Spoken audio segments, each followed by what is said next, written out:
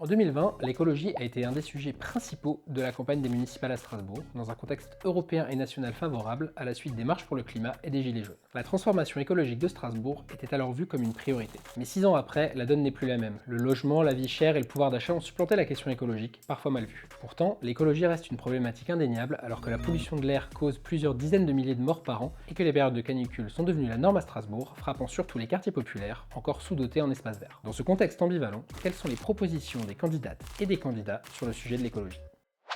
L'écologie doit servir et ne doit pas punir. C'est pour ça que comme première mesure, on parlera de l'écologie de la santé. On prendra des mesures pour préserver la santé. Des mesures sur la qualité de l'air, sur le bruit, et on mettra en place une forme de transparence totale. Parce que les citoyens ne doivent pas subir, ils ne doivent pas se culpabiliser. Et donc ces données-là doivent être partagées par tous, au cas par cas, quartier par quartier. Et après, on procédera bien évidemment à la rénovation énergétique massive, parce que cela a un impact direct sur la qualité de vie et également sur le pouvoir d'achat. Et donc on appellera ça l'écologie du pouvoir d'achat. Et enfin, il faudrait que tout le monde puisse bien évidemment accéder à une écologie partagée, et notamment par la mise en place des jardins partagés par exemple, en soutenant les circuits courts, et aussi pour permettre aux familles de manger bio et à faible coût.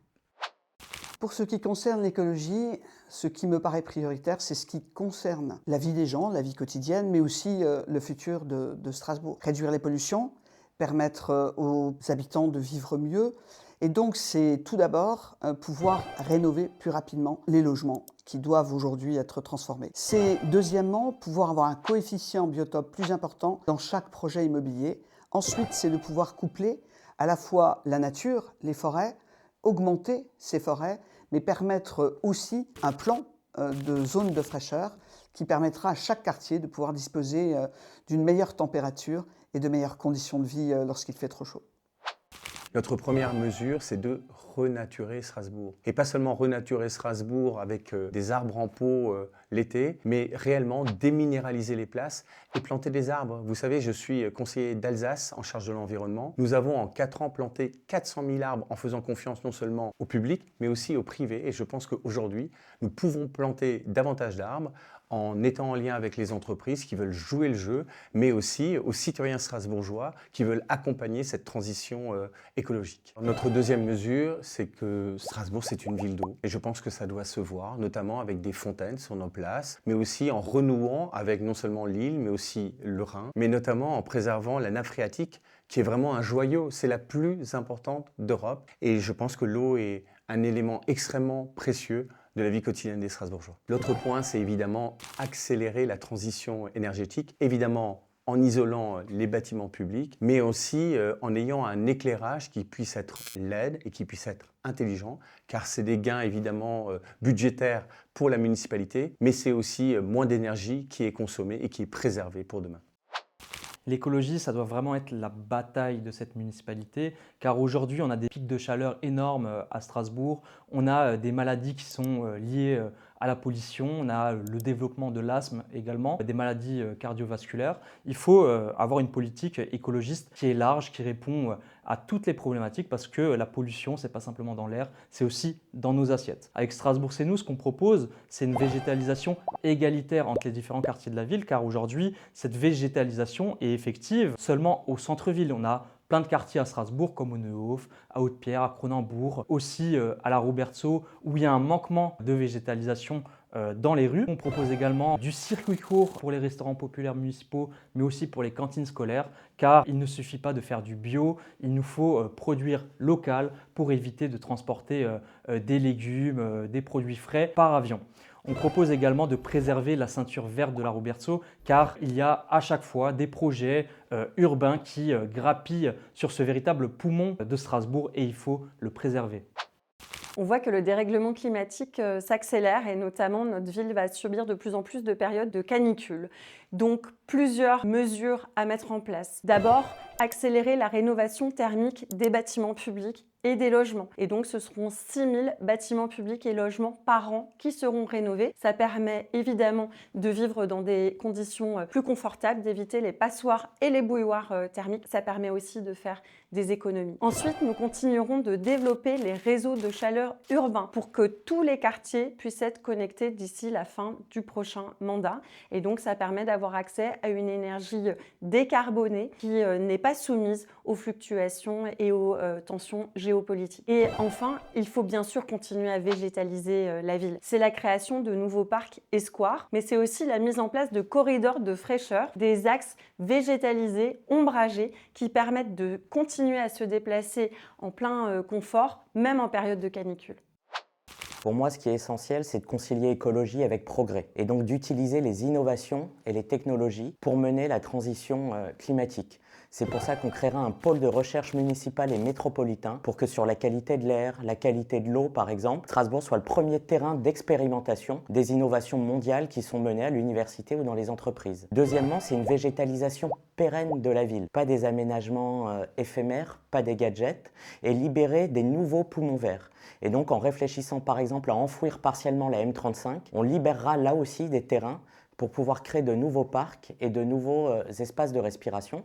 Et puis c'est un choc d'offres dans les transports en commun. Des navettes électriques de proximité dans les quartiers, une forte réduction des temps d'attente des bus et des trams et une extension des horaires le matin et le soir. Première mesure, réconcilier les Strasbourgeois avec l'écologie. La vraie écologie, fin de l'écologie punitive, donc ça veut dire fin de la ZFE, fin des zones de covoiturage et fin des projets éphémères. En parallèle, moi je souhaite travailler plus avec l'ATMO et aussi avec les outils actuels de l'intelligence artificielle, c'est-à-dire pour détecter les problématiques météo et climatiques, avec notamment un pilotage de l'éclairage public et aussi des chauffages. Et en parallèle, développer les purificateurs d'air. Deuxième mesure, un plan vie saine à Strasbourg. Plus d'arbres, plus de jardins entretenus, la végétalisation des façades. C'est important pour retrouver un cadre de vie intéressant et supportable à Strasbourg. Mais aussi manger sain, accéder à des produits locaux de qualité, terroir et bio, notamment au sein des cantines scolaires, mais aussi pour les Strasbourgeois qui ont des difficultés financières à accéder à ces produits, donc faire des mesures ciblées pour qu'ils puissent avoir accès à ces produits avec des paniers notamment dédiés. Dernière mesure, c'est un plan sur l'économie circulaire avec réparabilité, propreté et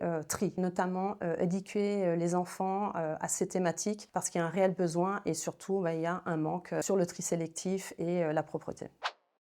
Nous mesurons chaque jour les effets du réchauffement climatique. Les étés de plus en plus chauds, les canicules à répétition sont les aspects les plus visibles de ce phénomène. Ils touchent l'ensemble de la population mais frappent plus durement encore les quartiers populaires. C'est pourquoi l'urgence climatique est aussi une urgence sociale. Face à cela, nous défendons une écologie populaire et efficace qui s'attaque aux racines de la crise climatique. Nous refusons une écologie à la fois libérale, qui est réduite à de petits gestes individuels, et une écologie technocratique qui vise à faire payer aux plus précaires les coûts de la transition. Nous défendons la décarbonation des transports avec l'extension du tram au nord pour réduire la place de la voiture, améliorer la qualité de l'air et désenclaver les quartiers populaires. Nous voulons aussi produire de l'énergie verte avec l'extension des réseaux de chaleur urbains en régie publique et puis l'extension du parc photovoltaïque public. Enfin, nous allons réduire la pollution de l'air, notamment au port du Rhin, par la municipalisation et la construction à neuf d'un nouvel incinérateur. Ce sera la seule manière de pouvoir garantir les conditions de travail des agentes et des agents